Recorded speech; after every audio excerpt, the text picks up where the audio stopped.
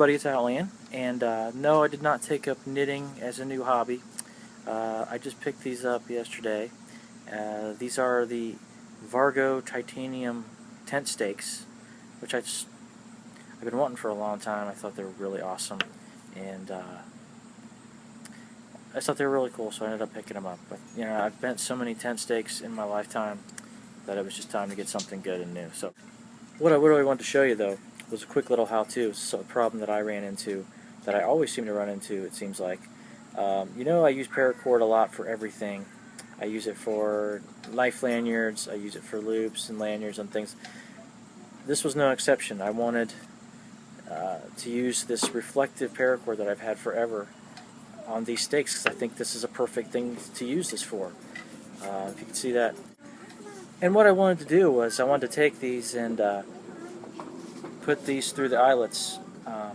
Paracord is so much stronger, you know. It came with these. I think these are reflective, I don't know, but it's this really thin cord. I wanted to use my Paracord. I love using Paracord. It's so much stronger. The reflective quality of this stuff is so much better. You know, I've made it in a way that it's a loop, so I can pull my finger through there and I can pull these right out of the ground, and that is super strong. That's not going to break in any way. Plus, they're a bright reflective orange in the daytime, and at night, flashlight, headlamp, whatever is going to reflect right off of that, and you're not going to lose any of these things. If you drop one of these things in the dark and you don't have something on it, you might as well forget it. Now, the problem I ran into, though, was these eyelets are really, really small, and I don't know why, but for whatever reason, they make these really, really tiny. You can hardly fit anything through them. So I ran into a problem that I always seem to run into when I'm trying to thread something with Paracord. The Paracord was too thick to get through here. So I had to fight with getting the Paracord through there, and it was just a complete pain. But I remember something I'd seen on YouTube. I am not the originator of this idea, so I'm not taking claim for that right now, I'll tell you that. Here's my strand of Paracord right here, and I basically just took their length. I took these off, undid the knot, made mine to match. Actually, mine are a little bit longer because of what I'm going to do, and I'll show you what I'm going to do. I snipped one end off here. I burnt the one end, snipped the other end off. So obviously, trying to fit this through is not going to work. You're not going to be able to do it.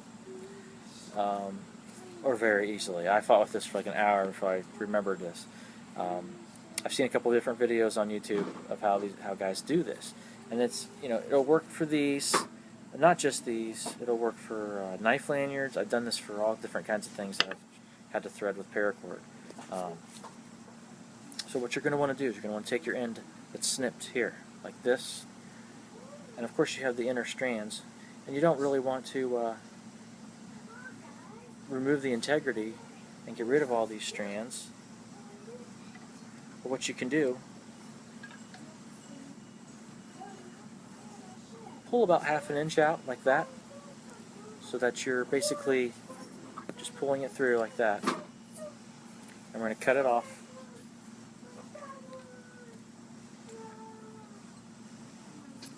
I'm using scissors instead of a knife in this case. Okay, so what happens when you take this and you pull this through, you're going to have basically this little tiny leading edge that's hollow here. And this works out really, really well once you heat it.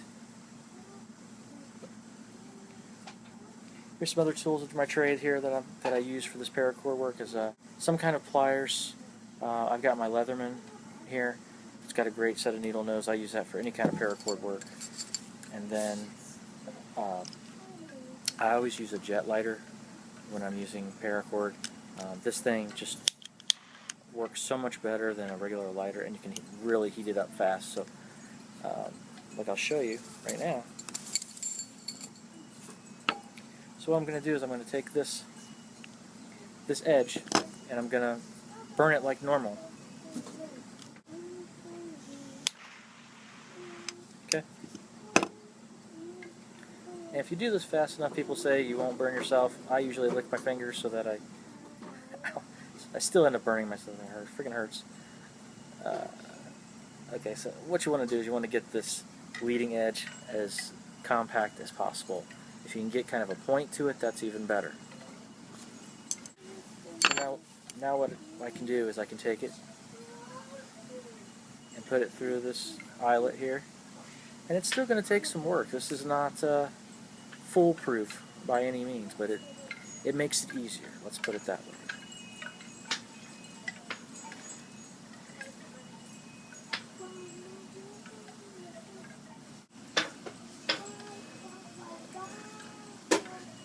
Now the great thing about working with these stakes is I can kind of use it to push it through like this.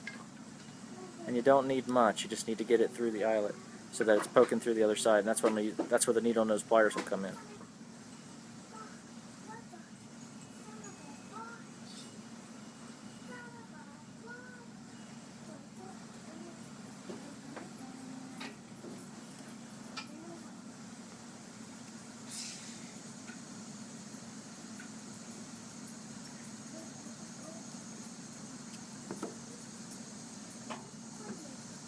See how it's poking through there?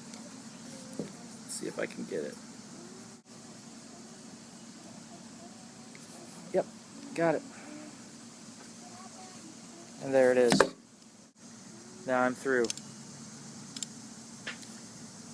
And I can just tie it off like before, the rest of them. Simple overhand knot. And you have a super tight paracord lanyard on your Vargo stakes. If you want to see some really cool things done with these Vargo stakes and paracord, check out Storm Drain's channel. He's got some just tremendously awesome stuff, and he does some just way crazier, cooler things than I'm doing, but this is good form and function right here, and it works. Again, these are the Vargo titanium tent stakes. I'll do a separate review on these after I use them in the field with the Hennessy hammock with reflective paracord on them. And that's pretty much all I had to do to get that through. Alright, I hope that tip helps you out a little bit, folks. Alright, thanks everybody.